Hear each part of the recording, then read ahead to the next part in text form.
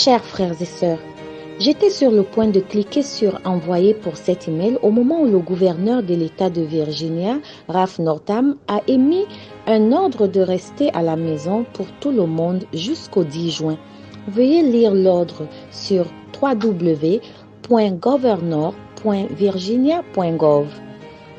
Nous sommes reconnaissants qu'un si grand nombre d'entre vous soient en train de trouver des moyens de faire du sabbat un délice en adorant dans vos foyers et également en se joignant par vidéo et téléconférence dans la paroisse, le collège, la société de secours, les jeunes, la primaire et ou d'autres événements associés. Nous apprécions les bénédictions du Seigneur dans votre vie et nous espérons que vous ressentez sa présence dans tout ce que vous faites. Les hauts dirigeants de l'Église de Jésus-Christ des Saints des derniers jours sont profondément impliqués dans les évaluations quotidiennes sur l'état de la pandémie de COVID-19 dans le monde. Et ils se tiennent au courant des conditions dans les paroisses, les pieux, les missions et les interrégions de l'Église. Au fur et à mesure qu'ils se concertent entre eux et avec de nombreux experts, ils acquièrent des idées et de l'inspiration divine sur la façon d'encourager et de soutenir les membres à se préparer et à rester en sécurité afin d'aider à maîtriser la pandémie le plus tôt possible.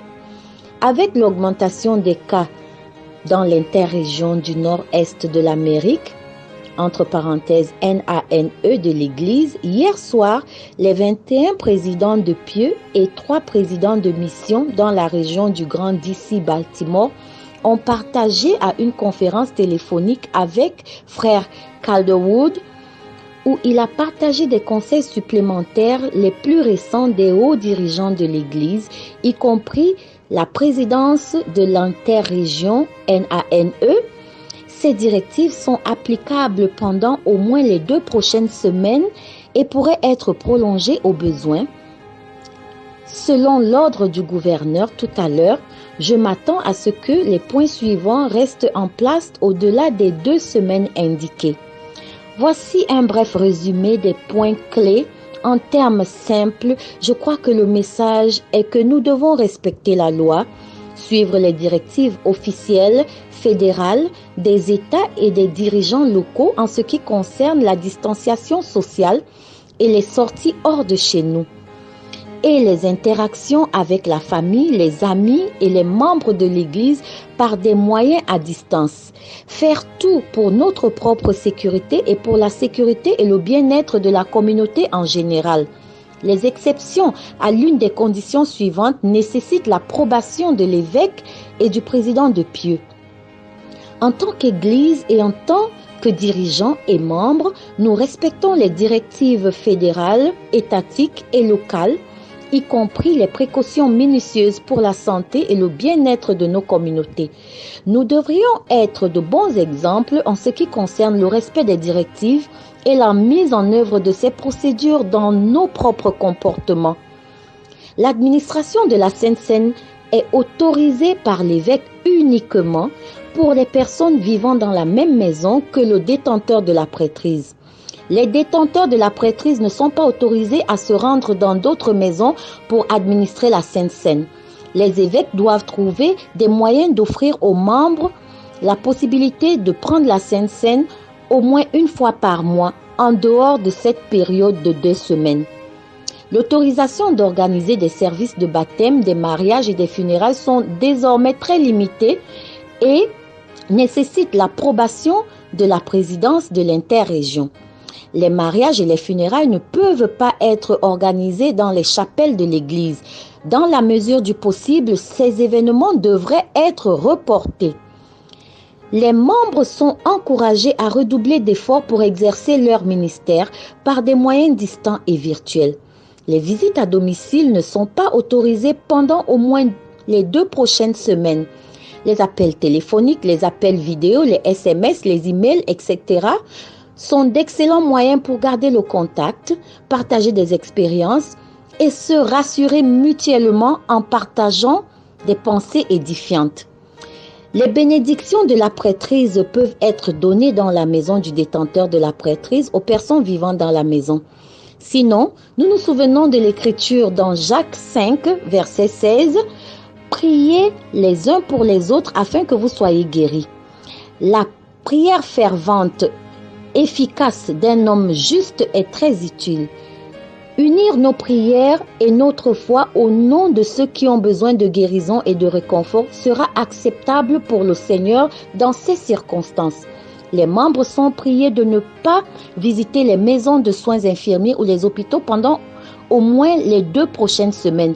Trouvez des moyens de montrer votre amour et vos encouragements à ceux que vous visiterez par des moyens qui ne risquent pas de propager le virus ou de perturber les soignants. L'œuvre du Seigneur continue d'être accélérée et toutes les présidences, tous les conseils, etc. devraient continuer son œuvre, mais en le faisant à distance en utilisant la technologie appropriée. Il peut y avoir des changements d'appel qui deviennent nécessaires en raison de déménagement ou autre raison. L'évêque est autorisé à relever, exprimer selon son appréciation, émettre un appel et la personne recevant le nouvel appel doit commencer à remplir ses responsabilités dès qu'elle sera appelée. L'évêque présentera ses noms pour un vote de soutien lorsque nous reviendrons au service régulier de la Sainte Seine. Dans l'intervalle, l'évêque annoncera par voie électronique tout changement d'appel au service, mais les mises à part pour les nouveaux appels auront lieu après que les votes de soutien en personne aient eu lieu. Les membres devraient se sentir habilités à remplir leurs nouveaux appels dans l'intervalle. Nous plaçons des panneaux sur les portes d'entrée de toutes nos salles de réunion indiquant que les bâtiments seront fermés et que l'entrée n'est pas autorisée sans l'autorisation de l'évêque ou du président de Pieux. Nous maintiendrons nos inspections quotidiennes de sécurité des bâtiments. Nous n'aurons pas de responsabilité de nettoyage des bâtiments tant que les restrictions ne seront pas levées. À la suite de mon appel avec frère Calderwood, j'ai organisé une conférence téléphonique avec tous nos évêques et nous nous sommes concertés à propos de cette importante nouvelle directive. Votre évêque et d'autres membres du conseil de paroisse ont des détails supplémentaires si vous avez besoin d'éclaircissements sur un point spécifique. Enfin, permettez-moi de vous remercier tous ceux qui ont pu se joindre au jeûne mondial hier. J'espère que vous avez ressenti le pouvoir unificateur des nombreuses prières et supplications pour le soulagement physique, émotionnel, économique de cette pandémie. En exerçant notre foi, nos prières et notre jeûne, montrons également de par nos bonnes œuvres que nous exerçons notre foi en actions spécifiques. Je sais que le président Nelson est un prophète de Dieu et je ressens une grande paix, sachant que le Seigneur guide l'Église à travers lui en ces temps difficiles. Avec tout mon amour et mon attention pour chacun d'entre vous, cordialement, président Keith Davy.